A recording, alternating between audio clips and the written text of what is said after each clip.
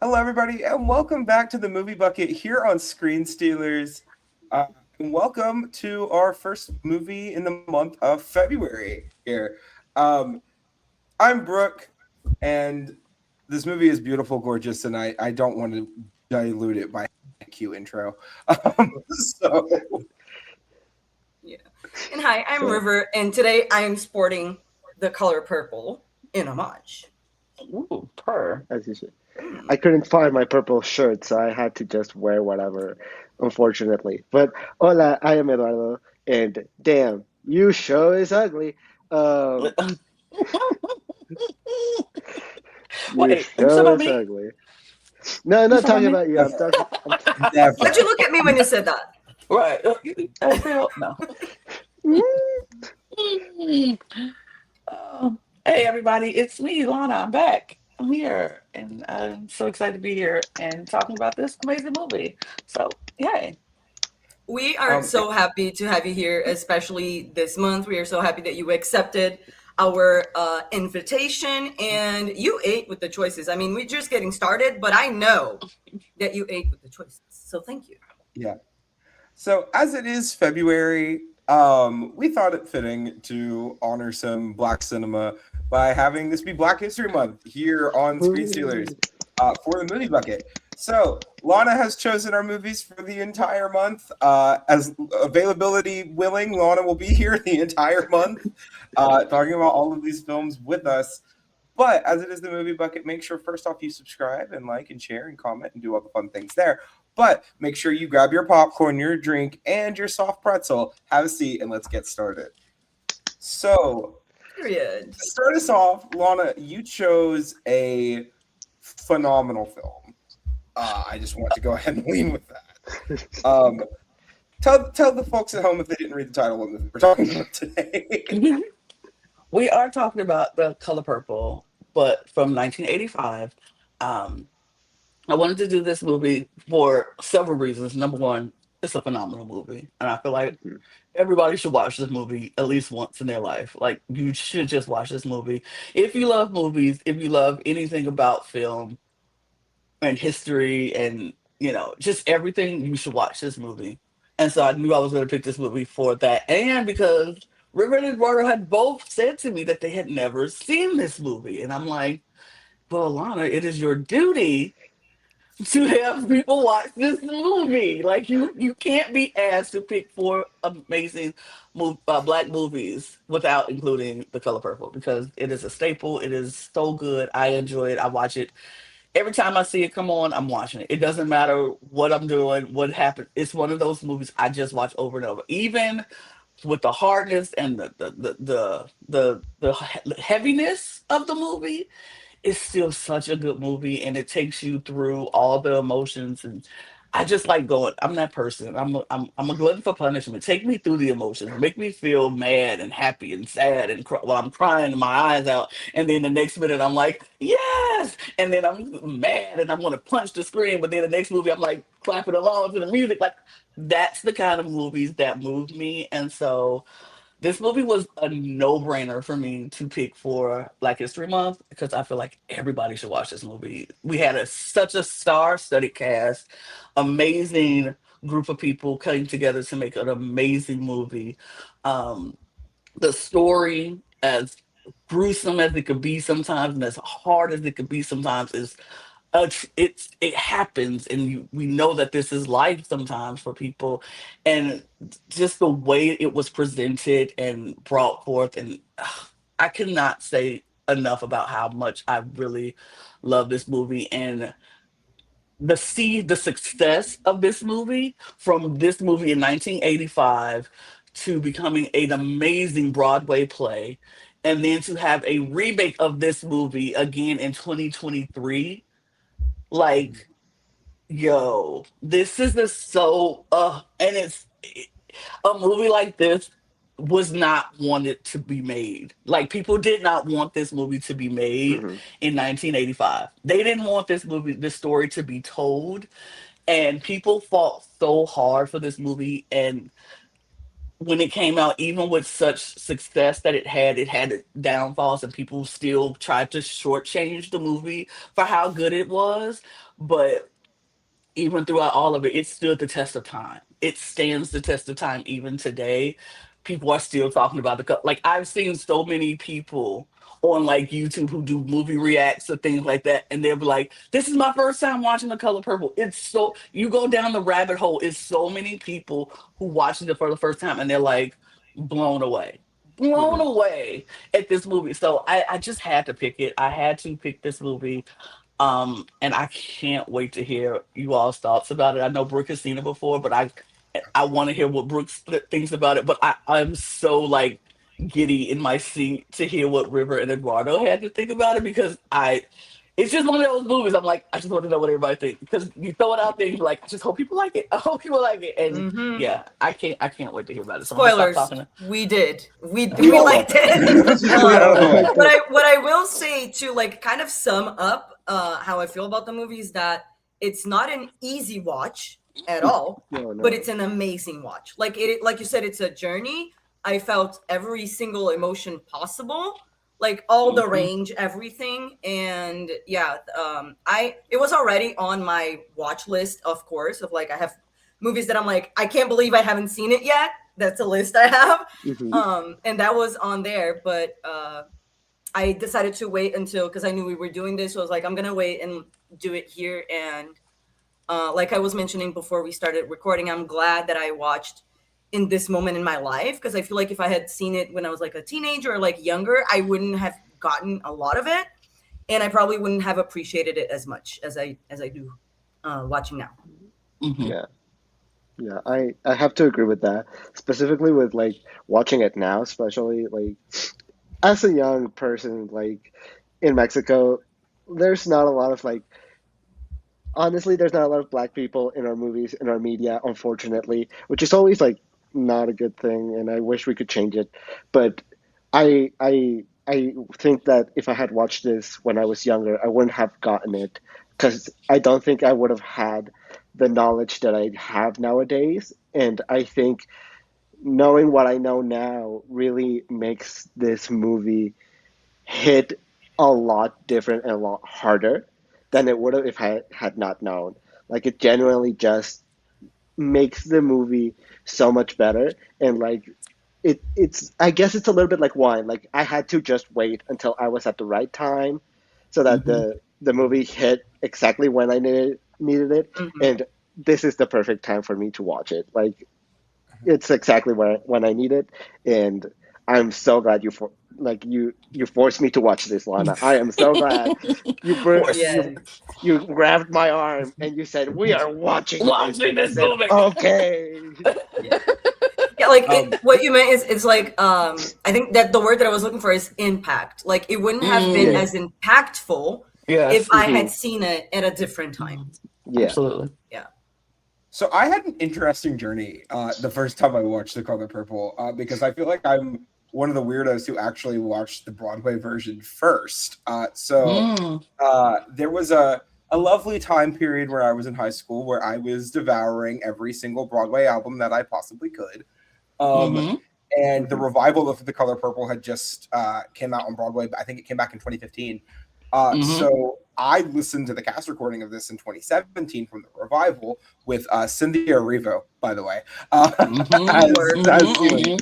Oh, Cynthia hey. Erivo, Jennifer Mm-hmm. Hudson, Danielle Brooks, I think was Oh my in god. this as Mhm. Right. well. Yep. Like a really great Mhm. group of people.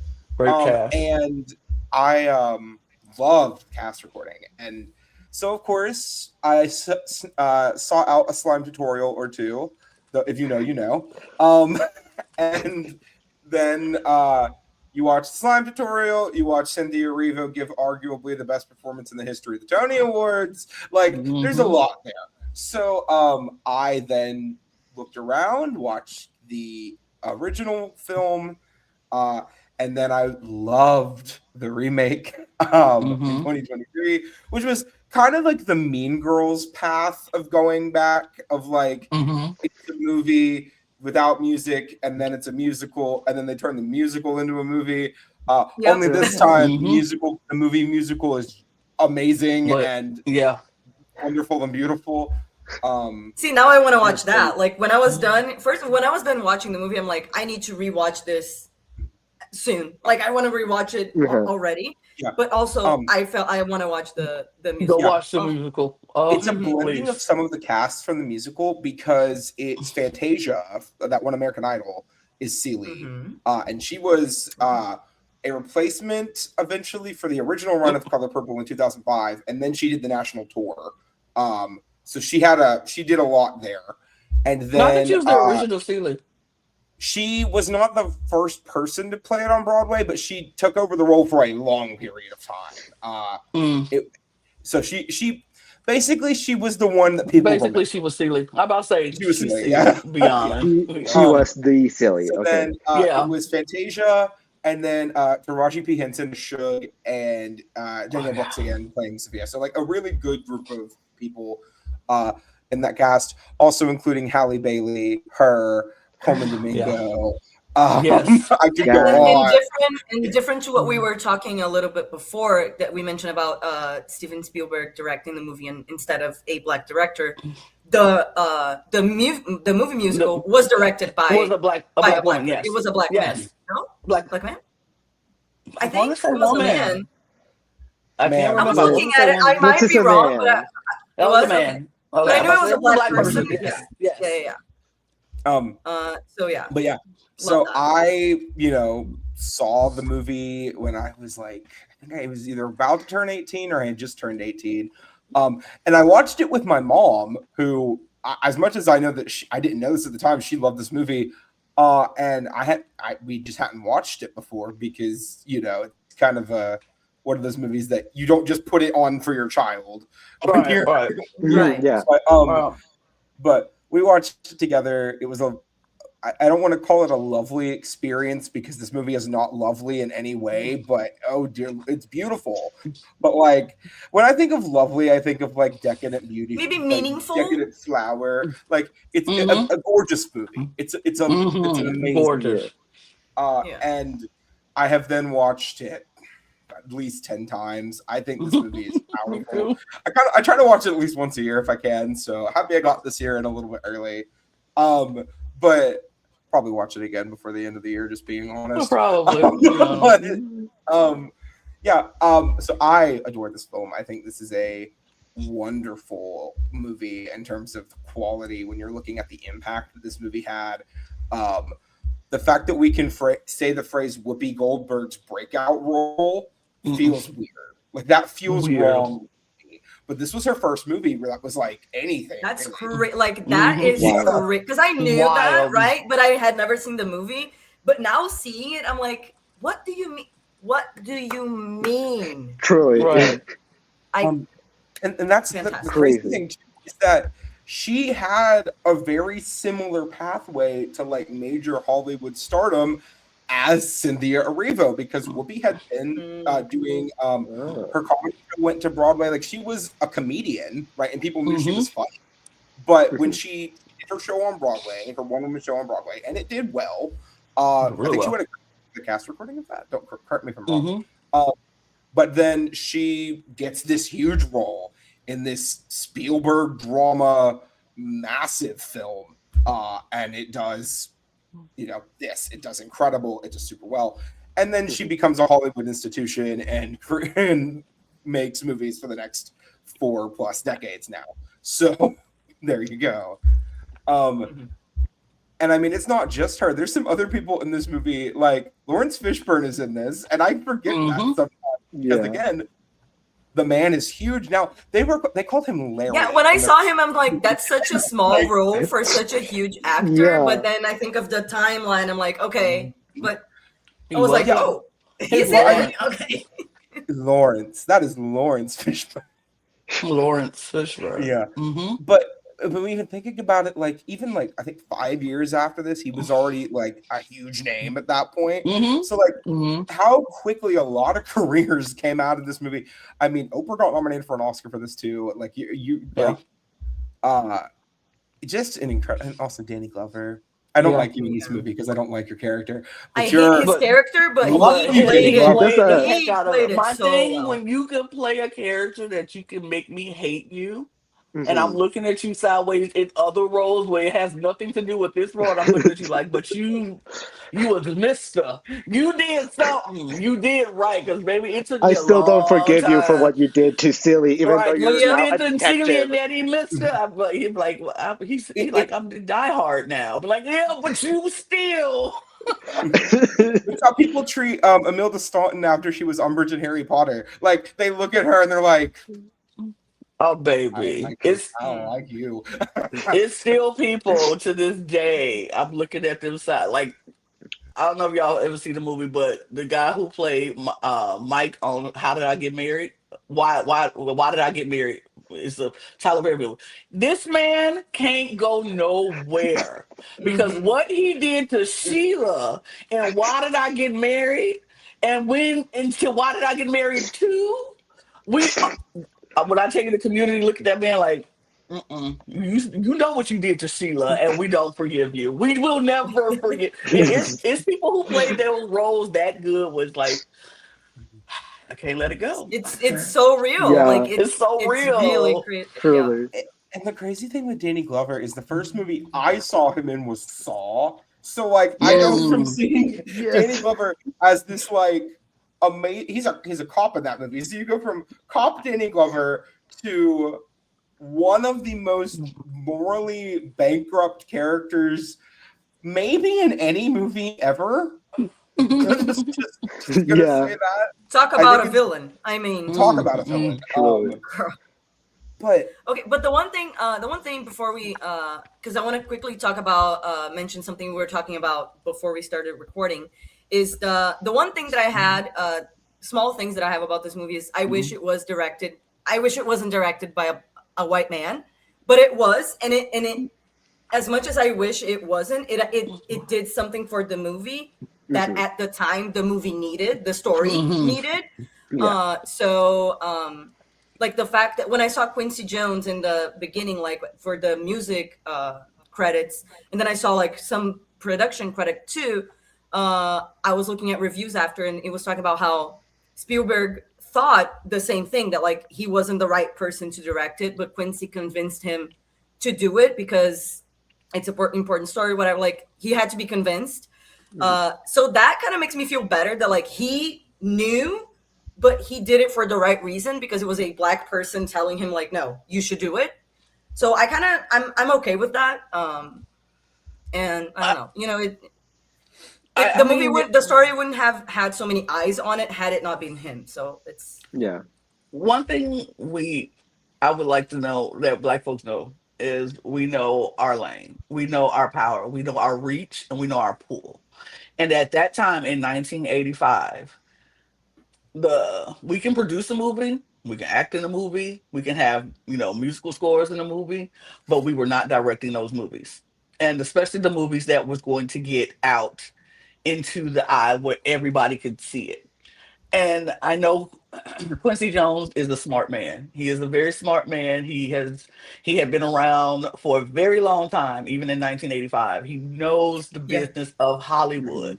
And he knew in order to get this film in the right studio, with the right people, with the right backing and the right money put behind it, it had to come from a director who Hollywood respected. And at that time, Spielberg had done E.T. Spielberg was a name, a household name, and he was the guy to do it. Now Spielberg, of course, being very aware, is like, look, I don't feel like I could tell this story properly, but Spielberg is also a Jewish man who who Schindler's List was I mean, girl. I mean, Yeah. and you have to know. Quincy could have asked anybody, any big director, but it had to be the right director, and it had to be, and not saying it had to be a white director. It kind of did, and we At the understand that. time, it At that did. time, Yeah, it kind of Yeah. did, but it had to be the right person. And Spielberg, yeah. being a Jewish man who was very into history, who knows about the struggles of a people, He knows was about the right injustice, choice. and you know it's a And no, different right. struggle, but he knows. It's Yeah. still Yeah. injustice is injustice, so he knows. Yeah.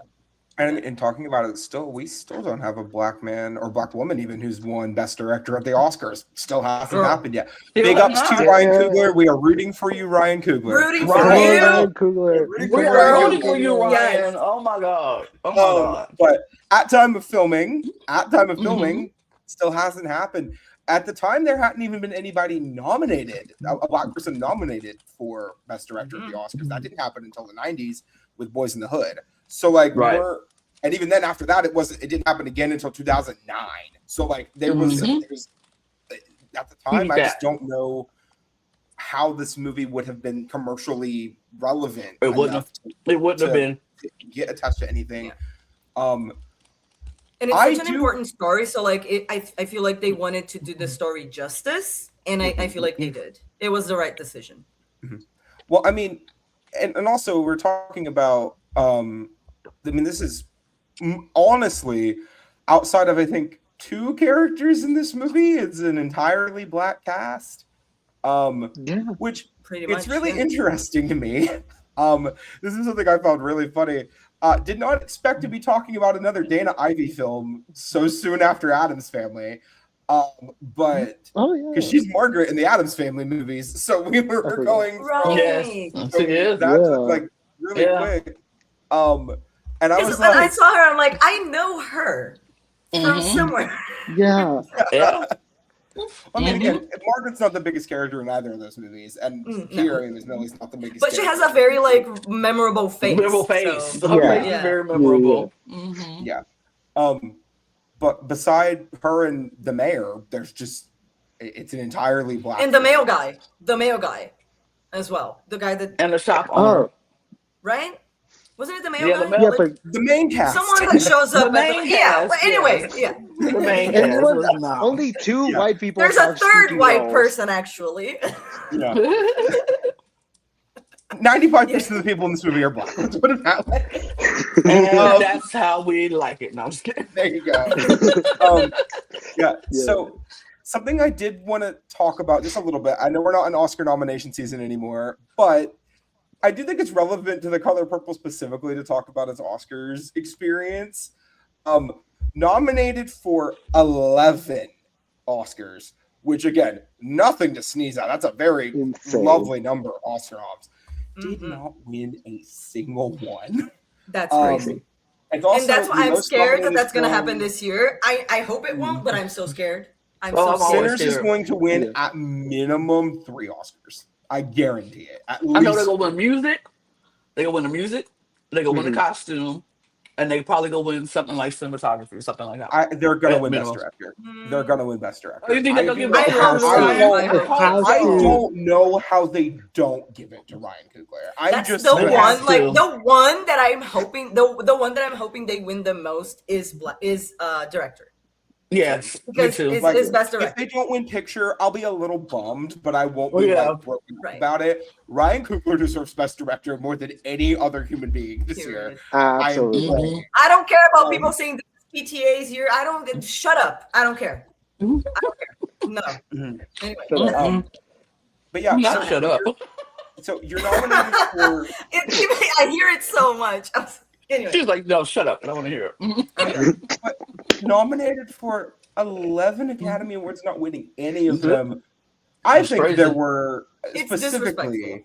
I'm just gonna say, the cinematography on this is absurd. Okay. Crazy. I specifically noted this while I was watching it again because I tried to take a little bit of notes for this time. The scene where Ceely's about to shave Mister on the porch near the end of the second. Oh my god! The first time or the shot that they do with the camera the second time near the end of the movie, right before she leaves. Yep. She's about to shave Mister. When she's at the cut, the shot that they pulled there of both of them being above the camera, right? Yep.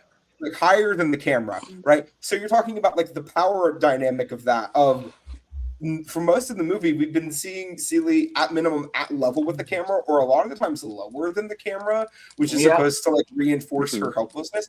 But when she's empowered now, so we She's see empowered. underneath her for the first time in the movie. Yep. Mm-hmm. Groundbreaking Crazy. cinematography for me. It is, Especially in 1985. yeah, Truly. it's insane. Like that one shot should have won them an Academy Award. I just want that established now. But I mean, even the way it played out, like you said, the camera changing its course, and it was Celie, like you said, Celie's above now, and the power is risen. And then you have Mister for the first time below the camera because now he's lost some of his power, and he don't even know he lost it. And then the shots cut from Suge realizing, oh no, something ain't right. Celie about to do something crazy and she can't do this right now. So we got her running and the shots going back and forth. And then in between that, it's cutting to the African ceremony that's happening for her son. And he's getting Crazy. married. And it's that. Yo, the parallels, it's the crazy. parallels, like she about to cut him because she had enough, and over there they cutting because they're about to get married, and it's a symbolizing unity. She had enough. She want him gone. You right, Brooke. The cinematography alone should have won them the Oscar because in 1985, at least for cinematography, right? right? Yeah. If you don't give them something like. It deserved more, but and yeah, honestly, at least. I understand that like for lead actress, they don't like to give the award for Black women just in general, but especially also in the both actress and actor category, they don't like to give the Oscar to like first timers. So Yeah. and I think that's ridiculous. By the way, I think that's weird, but that's just how they usually do it. So I think Whoopi. Like if something about this movie were to win an Oscar, it should have been her for that performance and the cinematography. But like she's incredible in this. It's perfect. We can blame a lot of the Academy Award losses here on Out of Africa, which I just want to be clear. Out of Africa is a great movie. Don't get me wrong. Arguably one of Meryl Streep's better performances from the era. I'm just going to say that.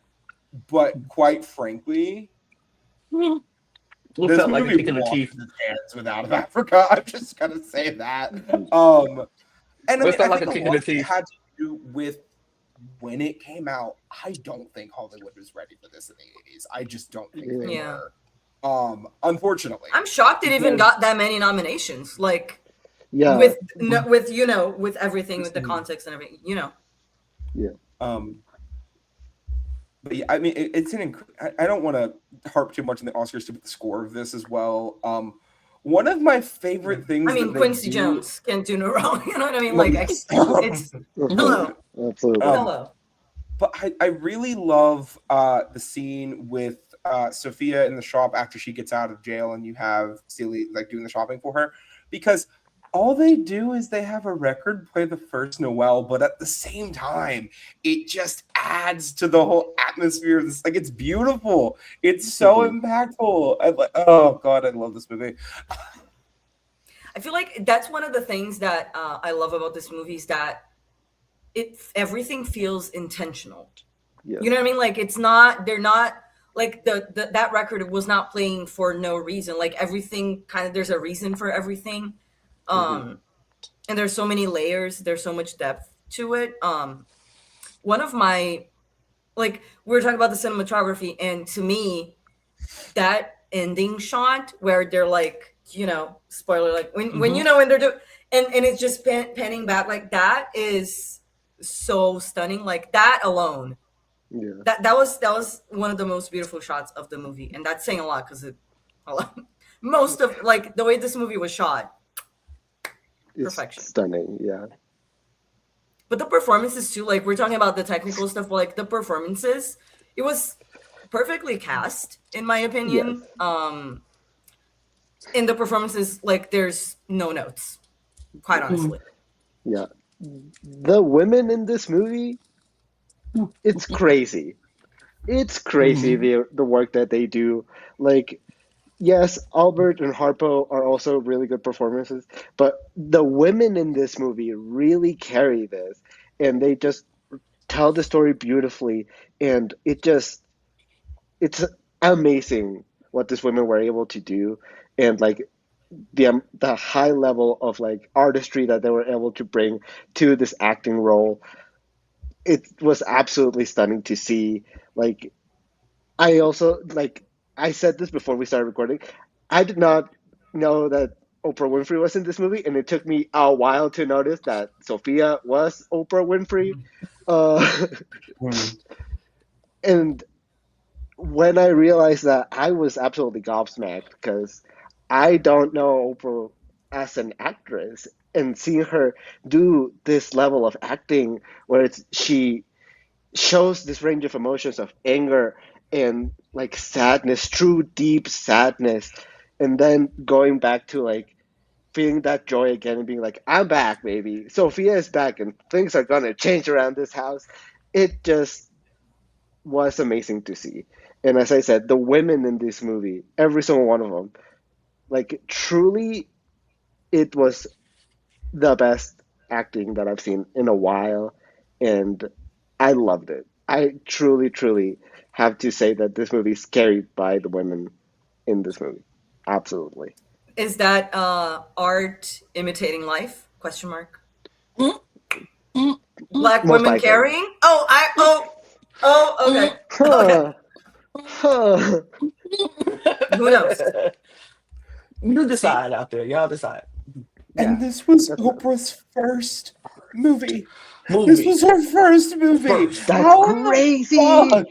Like, okay, Yo. because it's really important to know where I think Oprah it's the was in her connection to the career. material. Like it must be Mhm, because Mhm. it's, you know. Well, I think it's important to know where she was when in her career at this point career. too, Hmm. because this is like this is before the Oprah Winfrey show This was is like even early. a Yeah, this is thing. yeah, Damn. yeah. Like it was airing in Okay. Chicago at this point, but Yes. I was I about to don't say think it was that. nationwide yet. I think that No. happened in the end of the 80s, I think. in the 86, Mm, right? So like mm, she's she's not even the Oprah we know her as now, this like media mogul, massive in the industry woman. She's up and coming in nationwide name value, but she's like And she almost we're didn't not get the role as well. Like she had to. It was hard for mhm. her to get the Yeah, role as well. It wasn't like, you know. she's yeah, like knowing And where I'm she glad was she at. did. Oh, and of course. Yeah. Absolutely. Um, It's just speaking it's yeah. of Oh, go ahead. speaking of the women in this movie, I would like to talk about Chug, if we could, please. I want to talk Mm, about Chug specifically because I had a roller coaster of emotions with Chug. Because for a while, for I think the first hour of this movie, we don't get to actually see her as an actual person. We get like the idea of her, mm-hmm. of what she could be. We get like Albert's point of view of like she's the most beautiful woman and I want to have her, and I don't like I was not able to ever get a hold of like be able to wipe her down basically. And we get this very idealistic version of her. And then we meet her. And the first thing that she says is, "You show is ugly." And I immediately hated her. I got Yep. so mad. I got so mad because I was like, how dare you? How dare you? You barely met this woman and you're immediately calling her ugly. Right. How dare you? But then, And it's dark. You can barely see her. Like, shut up. yeah. What do you say? Also, What do you mean? also calling Whoopi Goldberg ugly is it's crazy. That's That's crazy. But I'm glad someone brought that up because that's always been my biggest problem with this movie. Whoopi Goldberg is gorgeous. You can't convince me otherwise. yeah, That's the only real problem I have with this like movie. imagine You could being throw Whoopi 100 and different insults in there instead of ugly, and I would believe all of them more at any point in yeah, time before I would believe that Whoopi Goldberg was ugly. yeah. Like imagine being Whoopi Goldberg and the young the actress that plays young Celie, and they're constantly calling you ugly, You're like, what the hell? What? I'm gorgeous. I'm a gorgeous, beautiful woman. What are you talking about? How dare you? Um, And the it, Um, first person saying that to her being her father. Well, mhm, that raised her. yeah, You know. yeah. But oh, yeah, as I was saying, Shug immediately coming into this movie, and immediately I hated her because of that, like just calling silly ugly. Like she already has enough on her plate. Please don't do this to her.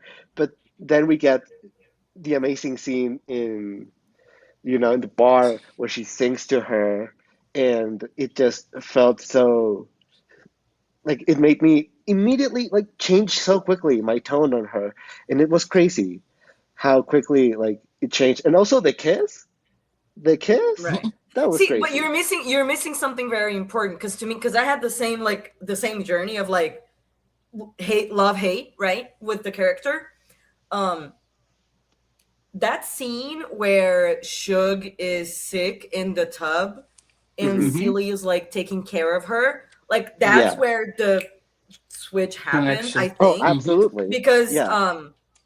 when before we have the kiss, like Shug, I think was it before I think it was when they were talking mhm. that she Hmm. says like, no, I think you're beautiful, I just said that because I was jealous, Right. Yeah. right? Because like even though she doesn't necessarily want Albert, she you know she She has likes being the always only woman. Hmm. exactly. Yeah. um so yeah, I think that is my favorite part of the movie, is the relationship between the two of them, not even Yeah. necessarily like the physical romantical relationship, but like just the friendship between them, and the like sisterhood in the sense of like women helping women, you know what I Yeah. mean? They um just care for each other. Like they yeah. truly like they treat each other like actual sisters. And I like simply with the song call I know that like between black folk they do call each other like apparently in movies. I don't know if this is true, but in movies I see a lot that like black people call each other brother and sister when they know like when they see each Yeah. other. But this felt more like an I see you as an equal rather than like a oh we're both black people in this scenario. It felt more like a I actually see you as like a sister now. You Mhm, actually took care of me. You saw the good in me when I didn't show it to you, when I showed you something that wasn't good. mhm, And it truly felt like an actual sisterhood of like we will help each other grow and do what we want to do and get to where we want to go. And Shug helping her find all the letters was absolutely like, gorgeous. And I just loved the character of Shug. I think she, other than Celia, of course, it's Shug is my favorite character, and so that's why like I wanted to talk about her specifically because Also it's the such a relationship roller with her coaster. dad, like that side too. Yeah, there's so much about Shug that like I could we could go on for I think a while talking about Shug and all of her characteristics and all that she has going on and all her backstory. But I just have to say everything that Shug does, it's absolutely amazing. And I Margaret Avery, the actress, did an amazing job mhm. at portraying Shug. And I think like it I fell in love with Shug. It was absolutely amazing and huge props. I just wanted to gush about how much I love Shug. I wanted to have an opportunity to talk about it because I love Shug. Absolutely She was valid. amazing. And also the headpiece, the peacock feather headpiece, Mhm, love. mhm. Amazing. So slay. Anyways, I, that's it. I And would I think say, just to wrap up on Shug, like the moment where Shug was talking about her relationship with her father on the tub scene, I think that's when also like Celie saw that Shug was more than just like that glamorous figure, Yeah. whatever. Like she saw the more human side, and she saw that they had something in common, which is two black women that did not receive the love that they needed from their father. You know what I mean? And Hmm. that's very something that you relate very hard. So mhm.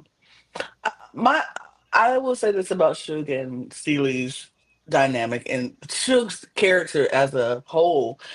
I felt like she is that lovable thing. She made people fall in love with her, regardless of where she was or how she was.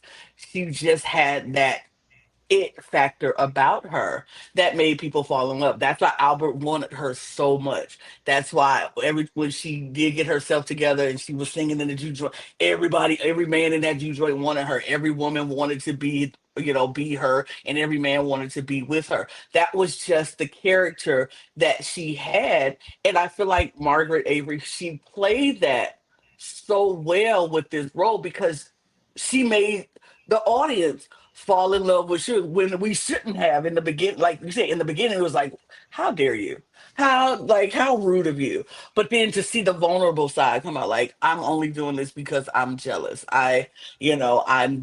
She's not a perfect woman either. And she's like, Hmm. even though these men put me up on this pedestal as this person, all these men want is they're lusting after me, but no man wants me. Like Hmm. for me, they only want me because they're lusting for me. And she played that character. And so when her and Celie had that moment in the tub, and they were doing, she was talking and being very vulnerable, and Celie was showed her kindness when, because if you came in She my was house at and the told most vulnerable. and Yeah. Yeah. if you come in my house and the first thing you say to me is you show us ugly baby, kindness is out the door. I don't even know you, Absolutely. but Celie saw It's a past that wrap. and was Yeah. right. It's a wrap Yeah. for me, but Celie saw past that and was like, no, I can see something, and she saw that, and it's just. It was such. It's a like I said, the journey of Suge Avery throughout this movie.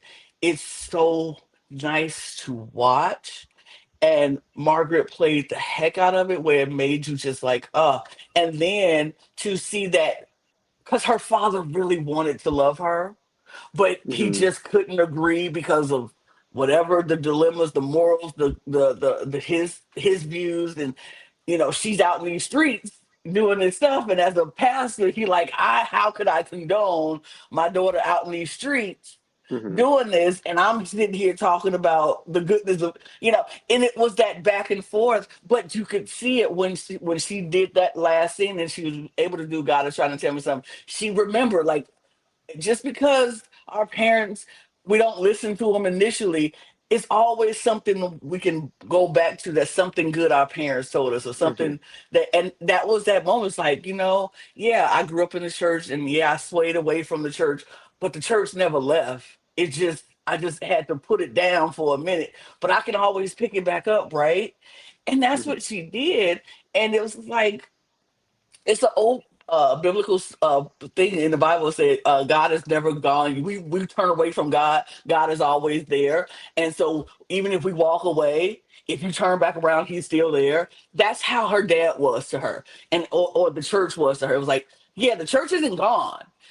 I walked away for a minute, but I turned around and it's still there. I can always Hmm. go back. And when she went back in, and that they had that moment of where he was able to hug her, and when she was like, "See, Daddy, sinners can change too," and all that stuff. It's like, oh, such a powerful moment, and it was just like that turnaround that she was able to show that she's good. Like, we all do bad things, but that don't mean we're not good. We're good Hmm. people who do bad things sometimes. And Is who's to that say good people do bad things and bad people people do do good good things things? sometimes? Yeah. Hmm. Absolutely. And Yeah. Absolutely. so it was just like, yeah, that was the whole journey of Suge, and to see her finally get to that point where she meets somebody who does love Suge, not the songs for Suge, just Suge, and she's able to become that. We saw it. She was able to become that wife for a man who she wanted to become that wife with. Hmm. Albert was never going to be that man because Albert was not the man for her, and so He didn't see. He saw her at more as an object than an a person. object and not in a person.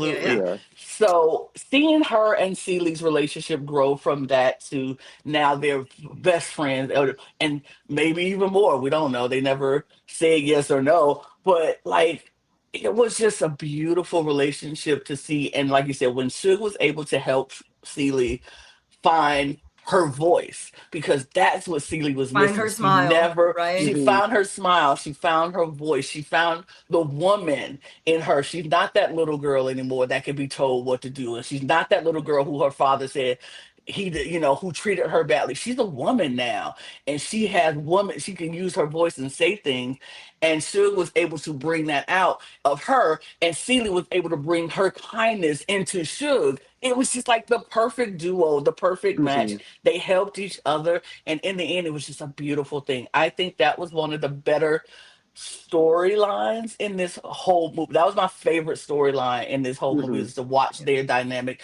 and watch their relation.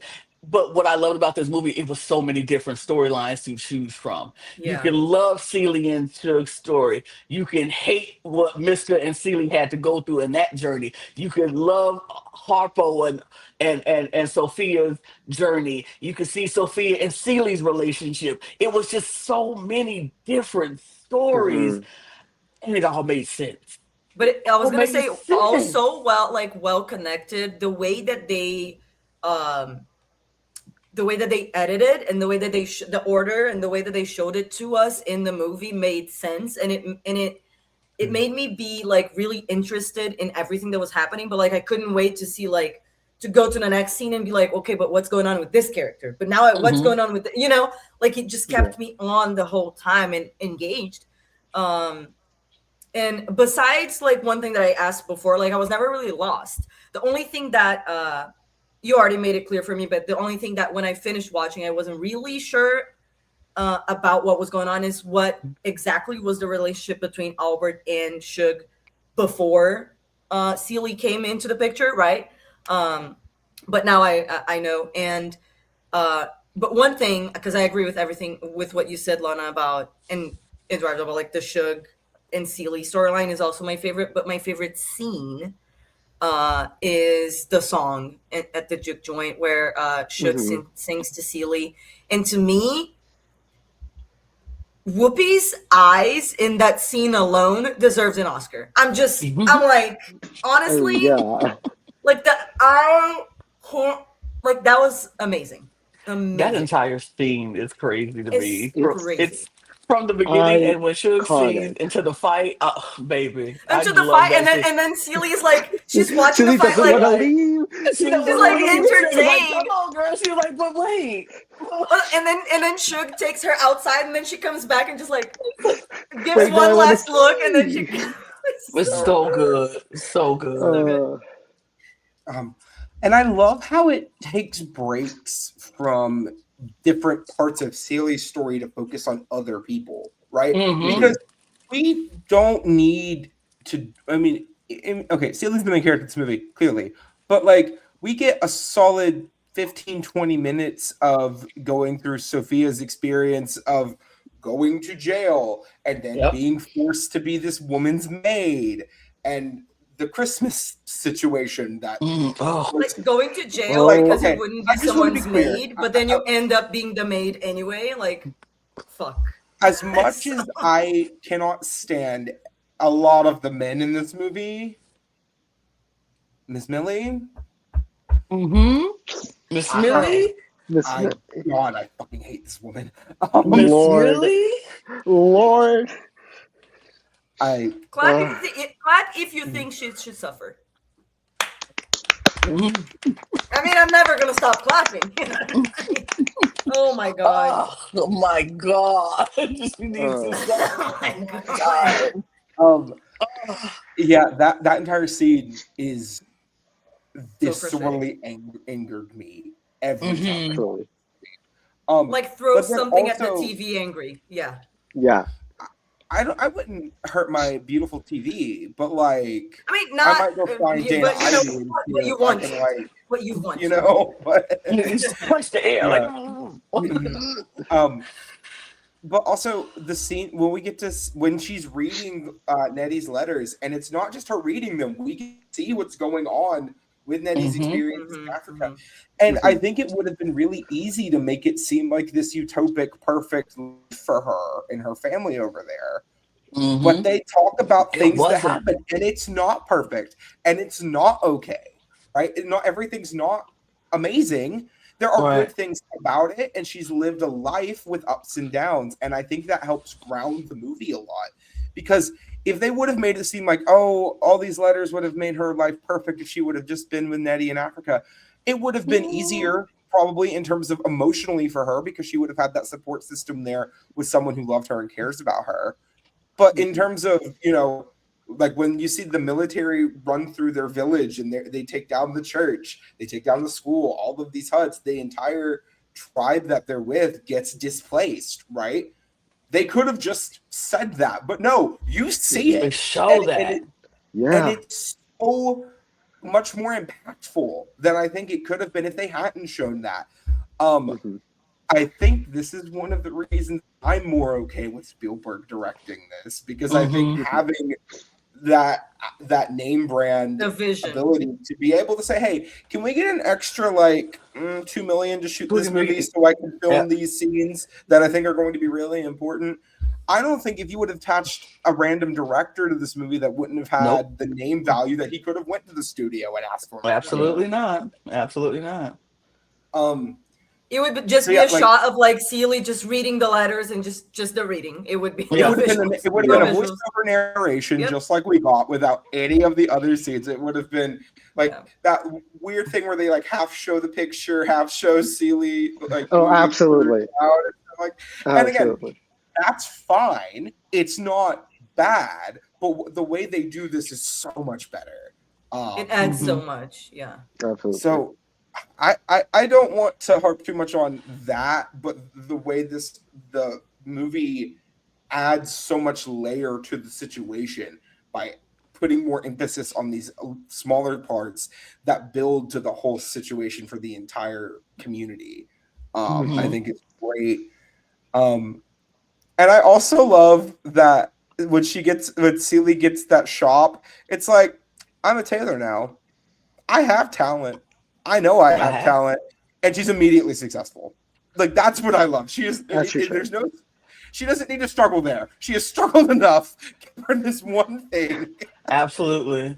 Look, she's been doing this all her life. She's been sewing and cooking, and she could have did anything. Couldn't catch a break. Couldn't catch a break. So her being able to go into this shop and say, yes, I am a tailor. Yes, I do know how to make this. And yeah, I'm going to be successful right out the gate. We didn't have to see the startup struggles. I didn't want to see that because Celie deserves so much more than that anyway. So yeah, I love that they didn't make her struggle in the beginning. Like, let her be immediately successful because, hello? We've seen her struggle this entire movie. We don't need that either. Give her something. Give her a break. Some joy. Like, get off her neck. There is one thing it was something very impactful for me, and it was something that, because we talked about how we went on a journey with like Shug's character. For me, with Celie was this, of course, because she's, we went through the whole journey with her. We didn't even talk about like the beginning of the movie or like her early life. That is Lord, fucking horrible. Like the way it's like I said, it's a great movie, but like it's heavy. It's just horrible. It's just terrible. It's just anyway. Yeah. Every man in this movie can choke, and every woman deserves the world. That's my takeaway. Absolutely. Even Harpo, because this is what I wanted to say. Because here's the thing: what gagged me was when. Because I expected it from Albert, okay? When Harpo was talking to Albert, whatever, and Albert asked, like, did you ever beat Sophia? And Harpo said no. And I'm like, okay, that's great. He didn't follow the example. Okay, good. So he's, good. And then Albert says, do it. And then he's like telling him to do it. And then Celie also tells him, like, when Celie says you should beat her, I gagged. I gagged, but also it makes sense because that is all she knows. All she knows. And she think like in that, and then to see her going from that, and also Sophia, like that scene when Sophia comes back, all hurt, and she's like so disappointed in Celie. Like that was such a strong scene too. Incredible. All my life I had to fight. Like when she said, I love Harpo, but I would rather kill him than kill him dead. I would kill him that before I let him be. And I'm like, yes, absolutely. As you should, Sophia. And of course, like she took it and she eventually laughed, right? And like, okay.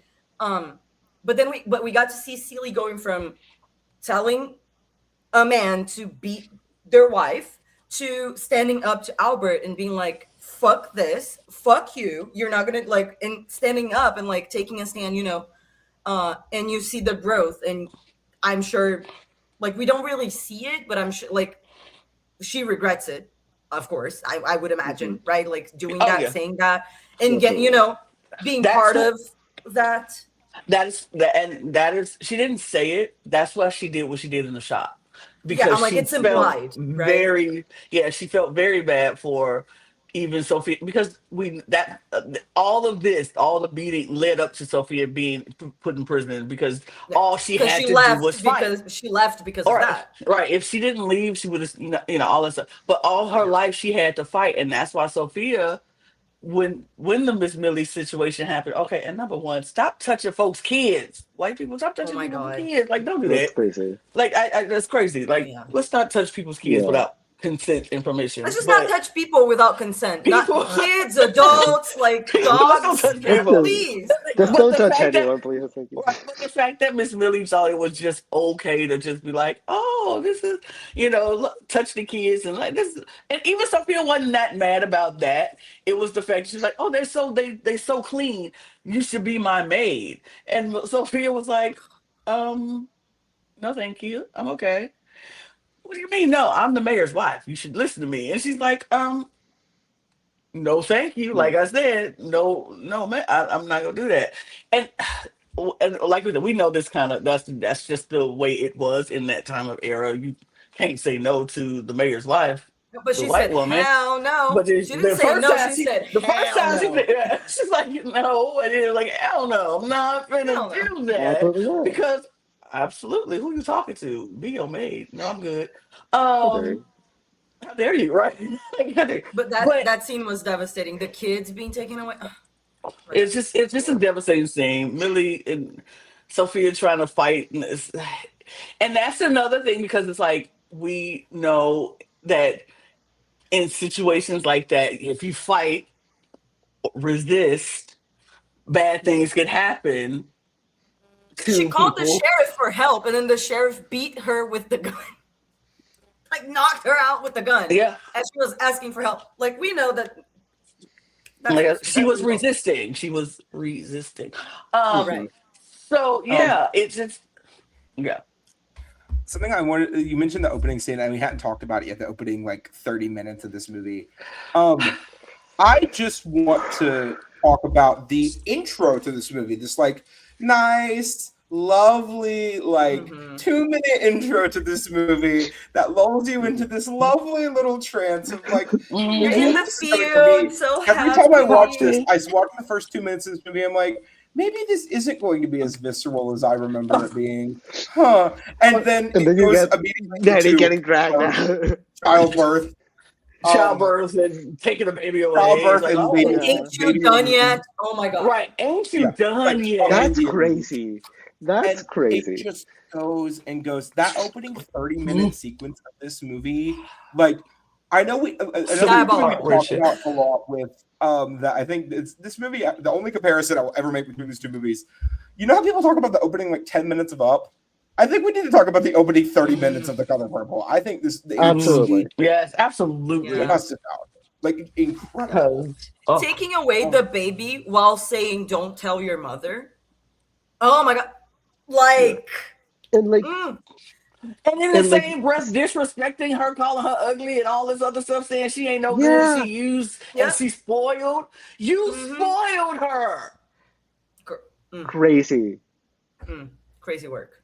Like, what? But also, can we talk about the what's the word? Like, I'll find it. But the scene where Albert is, well, Nettie comes back, right? She escapes their dad. She's like, because now he was about to turn it to him. Because so she was escaping so she wouldn't get R-worded. And then Albert, where she's like, she has the book bag and she's like walking, and Albert just like is creeping, walking with her, whatever. And then he tries to do it, and the fact that she hits him with the book bag, like, that is so the symbolism of that, of like, is like using the books as a weapon, and then them right after that, like they decide to start like learning how to read and write so they can communicate in case they get separated. Like it's kind of like I don't know, it ties it all together for me. I think it's very, I don't know, I like the symbolism of that. I mean, seeing like Nettie knew she still needed to read, know something, so she was teaching her all this stuff when she was, before. And we have to do the backstory because Albert wanted Nettie first. Yeah. Albert wanted Nettie first. That was the thing. He came to their dad to try to marry Nettie.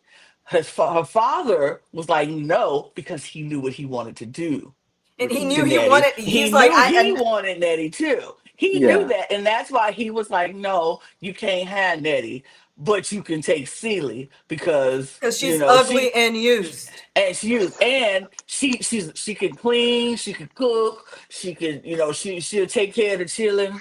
She a good person to have around the house. She a good she can be a good mother, good housewife, good maid. She can take care of home, but you can't have Nettie. So Mister already in his brain wanted Nettie anyway. So when he didn't get Nettie, he ended up with Celie, and Celie did the impossible by turning that foolishness of a house into an actually clean house and making his bad children actually decent human beings for a little bit, the best that she could, As much as as much as she possibly could. When Yeah. Nettie does escape her father and comes to Celie because she's like, look, my sister's married now, she got her own house, they can, Nettie not knowing what she knows because he was looking at her in church. Like she was but it already was kind of uncomfortable like with him. he was choosing the lesser evil because it's like in her Right. head it's like, do I want to be R-worded by my dad or a stranger? Right. I don't want to be R-worded at all, but if I would have to choose, I'd rather it not be my dad. You know what I mean? Like that makes sense to me. Yeah. If Yeah. like, Either way is gross. Either no, way is gross. It's just gross either all the way, way around. but you know what I Either mean? way. Like it's the Yeah. it's the lesser of the two. Like they're both evil, horrible. Well, But like huge evils, but the lesser of that. Yeah. you know what I mean? Absolutely. Like Yeah.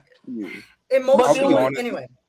Yeah. The thing about that entire opening part that hits for me is that scene where Nettie's going to school and Mister's just riding beside her, Riding through beside that her. tree line, right? So And then creepy. The creepy smile. And And the then he creepy gets off part, that horse.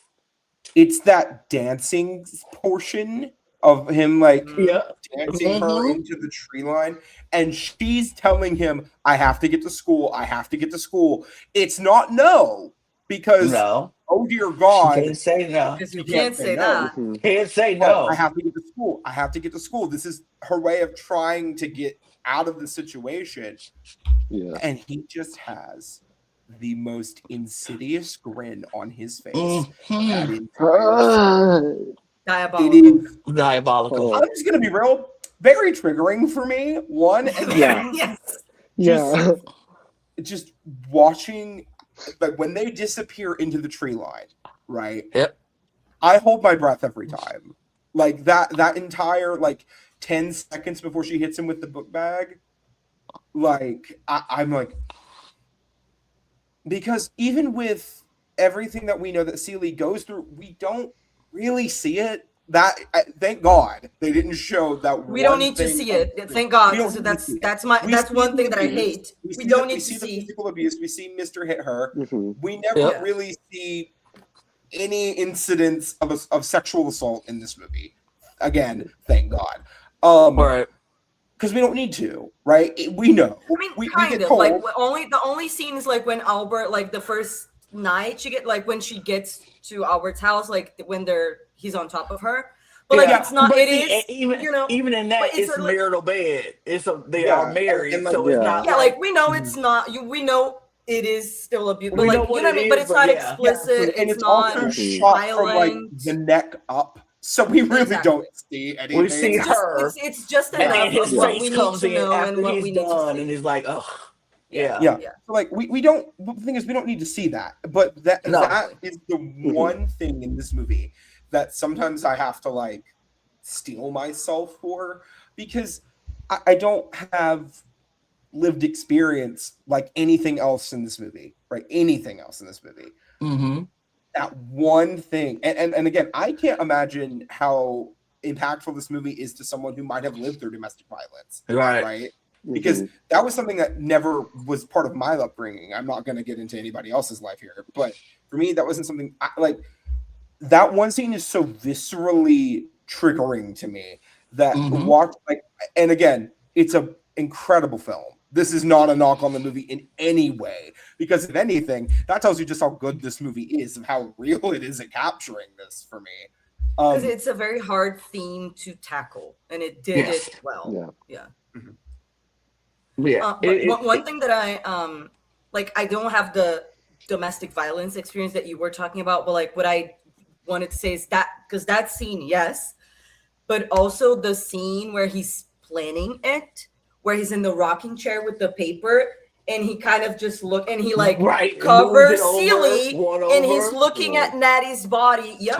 And you and if you are a woman, if you are or you were socialized as a woman, you know, like that is something that we experienced. So like when I was younger, creepy older dudes, and even today, like just creepy dudes, but when they're older, it's even worse. It's even worse. It's even worse. Or like some extended family, where it's like a cousin's husband, like that we have a huge family gathering or whatever at the beach. I catch them like looking at my younger cousins, and I'm like, we see that so constantly. So that to me was the most like triggering in the sense of relatability to my experiences. Because it's so subtle, but it's so evil, and you can tell, and I like that scene because it shows that they know exactly what they're doing, and it is planned.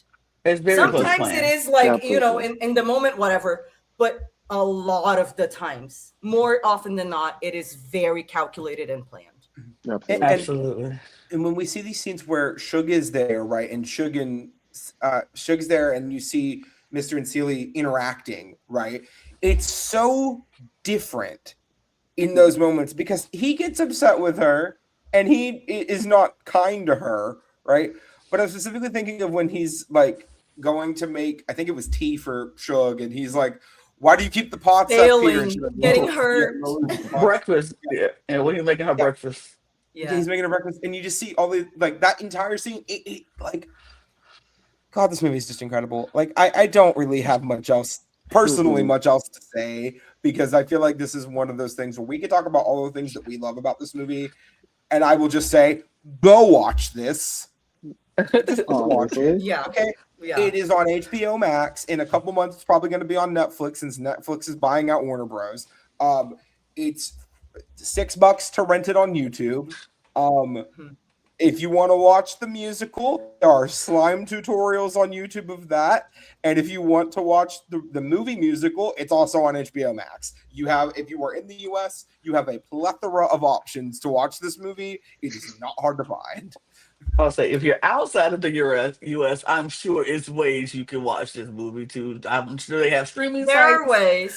There are ways you can watch. There are ways you know you can find your way around. There were a few like quick things that I wanted to say before we wrap up that I still have on my notes. Is that that scene when he was like trying to cook and failing and getting hurt was so satisfying. Love it.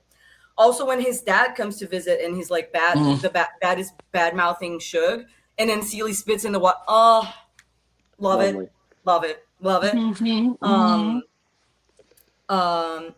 When Seely tells Suge, he beats me because I am not you. Damn. Oof.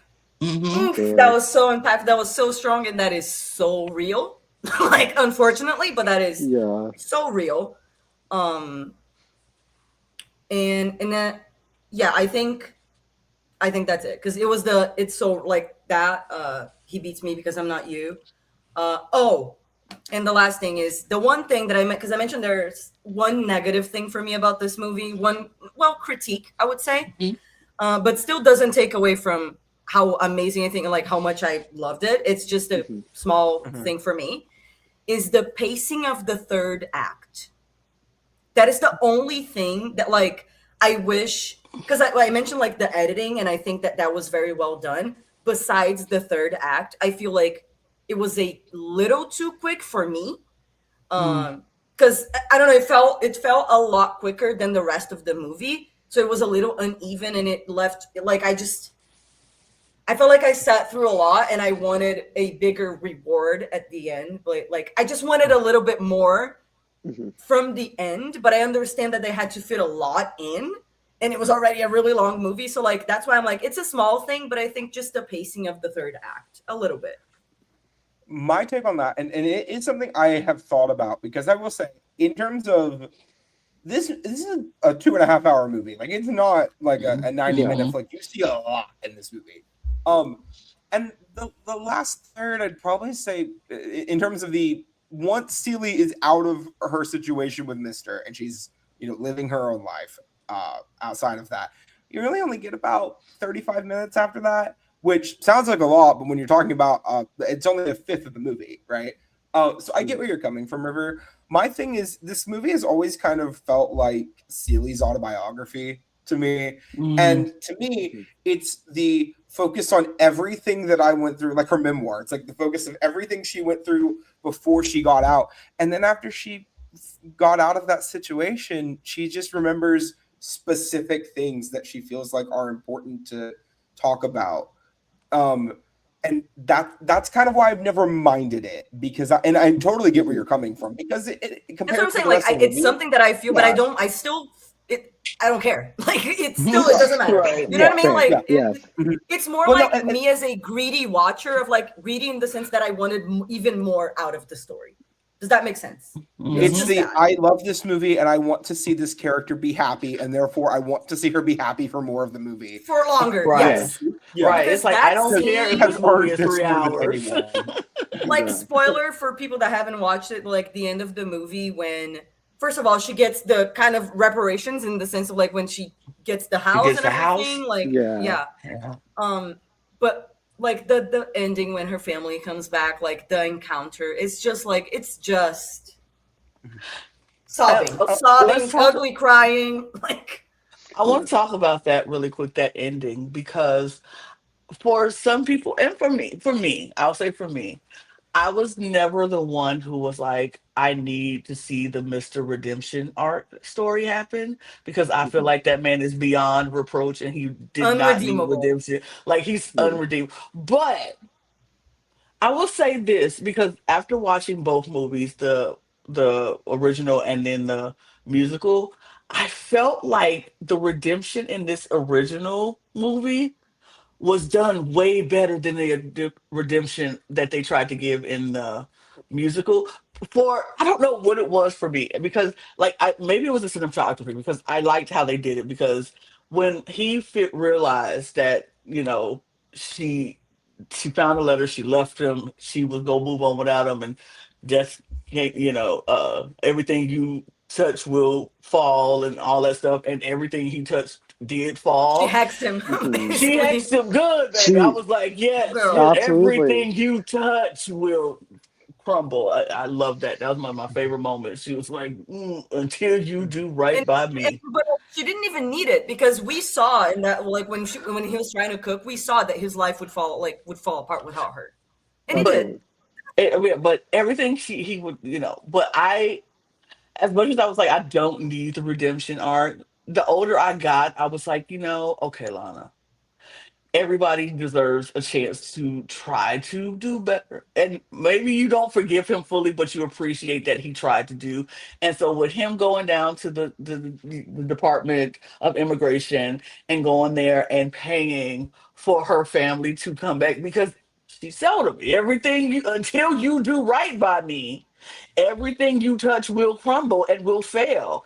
And so he had to make it right. And I appreciated that he did that.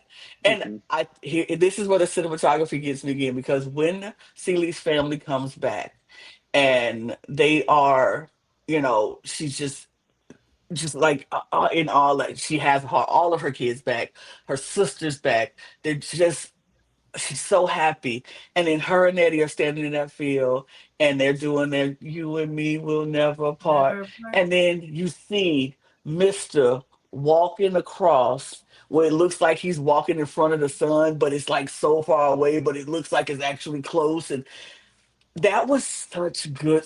That moment, I was like, To oh, add on top of that, right before that scene happens, we get that moment of Suge and Celie in the field talking yeah, about when we fight. Because here's the thing: something that a lot of people seem to not understand is what the color purple. Like, why is it called the color purple? They don't bring it up until the very the end of the movie. fields, Yeah, the Yeah. flowers, and she mentions that it's kind of like stopping seeing the color purple in nature and not praising God, right? not praising We, God. Yeah, we all we all need love, and they're surrounded in a field of purplish pink purple flowers. flowers, and it's God again. It's so the Spielberg, cinematography. Spielberg, The Spielberg. cinematography. You were not the cinematographer on this, but I know you made that shot list because I know you are one of those men when it comes to making your movies, sir. Absolutely, he is. Oh, You Yeah. you ate with that one, even it I'm not was even say you ate with that one thing. That one thing is like one of the best shots I've seen that yeah. exists in this movie. That's The why I Yeah. was whole like, beautiful shot is oh, incredible. It's incredible. it was that, Yeah. and that's why I think I like it so much better because I was like, the shot itself with having them standing in that field of all those purple flowers and they just rekindling their relationship, and then seeing the person who tore that relationship apart, literally ripped them apart, had That to come scene back. also of Yeah, them getting yeah, ripped separated. apart. Oh my god. He Oh had my to god. humble himself, do right by her. Hmm. And now he had to watch her live in the success that he tried everything he do to keep her from that. And then him just walking that scene just always forever will be the one that just rips my heart out so much. It just makes me sob at the end like Hmm. she deserves good things. She deserves this and she Yeah. deserved that. I just You see, to just like me, I I'm said, the not. ripping part was the heartbreaking part, and to see them getting back together was the mend that I needed for my heart. Yeah. Absolutely. You see, I'm also like I was a little. I thought about the whole like redemption, whatever. But to me, how the way that I see it is that to me, I think that Albert did that for selfish reasons, either Absolutely. because he believed that what she said actually happened, and that had that he believed he was hexed basically, and he wanted that to stop, or because he was feeling so fucking guilty that it was eating him up, and because he didn't personally want to feel that way anymore, he did that like for him, not necessarily for but Hmm. Yeah. but the important part is that he did it. It He doesn't did matter why. it. It Yeah. doesn't It matter. Yeah, doesn't he matter did why. it. And it doesn't redeem him, but at least it gives the women something. So Hmm. I'm not mad. Yeah. Yeah, I wasn't mad at it. Oh, Well, folks, do we feel like we have said our piece at this point to the point I of mean, Eduardo, we I all feel love this like movie I and As want we to hear much need to what go as watch it? Eduardo. Like I feel like I Eduardo hadn't said much that I want to hear, but I don't no. know. The thing is, I share a lot of the thoughts that you guys have already shared, and I don't want to be a broken record and talk about how beautiful the cinematography is, how wonderful every single character is. I could go on for hours and hours and hours about every specific character and their character arcs and how I appreciate like every slight silly little detail that like might seem like something stupid or might be something that like people would miss and how important those little details are as well. This movie like truly it's everything is there for a reason, and everything it sets out to do, it does it perfectly, it does it flawlessly. And I appreciate just everything that happens in this movie. And like I truly, like as I said, I don't have much more to add because everything that you guys have already said is exactly how I feel, and I don't want to sound like a broken record and like just keep going over and over and over again. Because if I would, We this could, podcast right? this podcast would be this podcast would be longer than the actual movie if like I had my way Indeed. fully. So Right. that's Yeah. why like I wanted to keep it a little bit concise, a little bit shorter, but everything that you guys have shared throughout this entire like hour 20, I fully agree with everything that has been shared today. Like this movie is amazing. Amazing. And I am so, so grateful and so, so happy that I finally was able to watch this. It truly, I think, it changed my brain chemistry. And Oh, I I will not be the same person after watching The Color Purple. And I am so thankful to you, Lana, for brute forcing me to watch this finally. So yeah, oh, that's stop. I second I that. love I that. second I that love for that. sure. Yeah. that's it. Yeah. Also, Uh, I don't want to cry because if we keep talking about the movie, I'm going to cry. There's a I lot literally in this. do have tears in my eyes right now because like I keep thinking about it. But yeah, that's also why. yeah. Well, Um. oh, go Go ahead. ahead. Sorry. I was going to cut the scores. So if you have something to add, go It's ahead. okay. Go ahead. Go ahead. Okay. Well, everybody, we all love this movie, and you're going to see just how much we love it in just a second.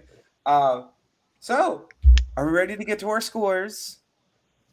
Sure. Yes. As a friendly reminder for the folks at home, in case you haven't been here before and this is the first time you've watched it, our scores are out of 5. We do half point scores if we feel applicable. So, like a 3.5 is an acceptable score. And of course, this is not a rating on the objective quality of a film. This is our personal enjoyment having watched it, how we feel about it afterwards. If you want to watch a movie and get somebody to critique it, go watch Nostalgia Critic or any other YouTube movie critic. There's so many of them out there. You're fine. We just talk Also, about we all movies that- rate differently. We all have different reasons for our ratings, and we, 3.5 stars for Brooke means something different than 3.5 stars for me, and what, Yeah. it's freestyle over here Absolutely. in the rating. So, Lana, it was your selection. So you will be going first today. Out of 5, what is your score? Well, since I picked this movie, and I was so excited to have you all watch this movie. I only pick a movie because I like it. I don't pick movies that I don't like because I don't want to watch movies that I don't like. So Real. there's that. If there's a movie that and you ask Lana to pick it, just know it's probably going to be 5 stars in my rating because this is a 5 star movie for me. I love this movie with my whole heart and soul. Absolutely. Great movie all around. Well, I am noteworthy for being the person who is typically the hardest to get a perfect score out of the 3 of us. You I are? grade a little more hard than Who would have my thought? companions. I do, and I will admit that. I will say Eduardo has given less 5s, but I give lower scores on average. So I feel like Yeah. it's a lovely, a fun mix here. But I gotta say, this movie is perfect. And okay, no, it's not perfect. There are And problems. that's why it's good. But quite frankly, I don't care. It doesn't I Yeah. matter. watch this It does movie. not matter. Oh dear God. Yeah, for me, I feel the same. Like, even if with the critiques that I have of this, it's Yeah, it's a 5 out of 5. absolutely. Period. Yeah. Well, When I you're on the when I precipice of history. So, Yeah. Eduardo, I could do something really funny right now. Oh, I could do something Could you imagine? hilarious right now. Oh, after talking, I feel like I changed my score. Actually, Actually, it's a 1 star. No, Pink Flamingos, everyone. Pink Flamingos. Oh my God. No, this is definitely better than Gosford Park. I will say that. So it cleared that bar. No, It's but better than a seriously. movie we all didn't like. Yeah. Yay! No, but seriously, now, genuinely, when I finished watching this movie, I told y'all before recording this, I was dry heaving. I was sobbing loudly into a tissue. I could not breathe for how loudly I was crying. I was so genuinely happy with the ending and how everything went. And like as I said, right when we were finishing off, just talking about the movie makes me want to cry. It's so beautiful. It's so stunning. I cannot give it anything less than a 5 out of 5. It's perfect. I love it. It's perfect for me. It's perfect for me. Meaning for the first time in the history of the Movie Bucket, even the older version of Movie Bucket, we have our first entry into the Perfect Score Club. Congratulations! And it feels correct. I will so say, happy. out of every movie we've covered, I think there was maybe only one other movie that might have deserved that honor, and this being the one that gets it. And it's Akira. It's Akira. That's Akira. That is my fault. Sorry. It's okay, Eduardo. You're fine. So we forgive you. We forgive you. It's fine. You gave it a 4.5. It's not like you bombed it. Yeah. I guess it's okay. So congratulations to the Color Purple, our first member of the Perfect Score Club. We'll see how long it takes to get another one. In grand total, what movie number is this? 17? 17, I think, that we've talked about between the three of us at minimum. So we've had a high number, but I will tell you, we got one. We got one. Have we hit peak? Is this peak? I think it is. I mean, who knows? Empirically, it is peak. And honestly, Lana, kudos to you. Like, you chose the movie that made it, you know? Yes, I'm going down in the history books. Absolutely. When you come in, you don't come in a lot, but when you come in, you come strong. Period. Absolutely. Well, speaking of Lana coming in from the movies this month, like we mentioned, Lana picked all of our movies this month. So Lana, go ahead and cue up our movie for next week. Our movie for next week is coming into Valentine's week. And I wanted to do something that was going to be a little lighthearted from The Color Purple. I didn't want to get y'all too heavy for too many weeks in a row. So I wanted to lighten it up a little bit. I wanted to show that, we do have Black love movies. And so, as perfectly or imperfect as a movie is, I just love this movie. And so next week we're going to be talking about Love and Basketball. I'm so excited for this one.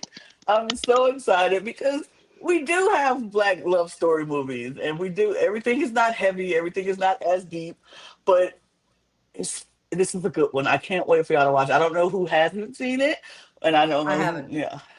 Oh my God, okay. That's gonna be interesting. Okay, good. I'm so excited now. I have super loved this movie excited for years because everyone tells me how wonderful it is, and I'm so worried I'm not going to like it. And now my hand is being forced. So here we are. We shall see. So excited. I am so excited now. Oh my God, that makes me happy. So yeah, Love and Basketball is happening, and I can't wait for y'all to watch it. Well, everybody, Love and Basketball, the next movie to be joining us here on the Movie Bucket on Screenstealers. Thank you so much for joining us here today for our first entry into our Black History Month series. Tune in to the rest of the month. Go watch our movies from Oscar nominations month. We got a lot of content out here for you at the moment to go watch. Every Saturday, 6 p.m. Eastern, you're getting a new episode of this. So make sure you're subscribed, hit that notification bell so you don't miss any of our uploads. And of course, follow us at all of our socials down below here, including Lana's at the very end of that little ticker tape right down there. There you go. And tune in next time for Love and Basketball. But until then, everybody, we have unfortunately ran out of popcorn. Our soda has ran dry, and everyone only eats one soft pretzel. So thank you so much for joining us, and we'll see you next time, everybody. Bye. Bye. Bye.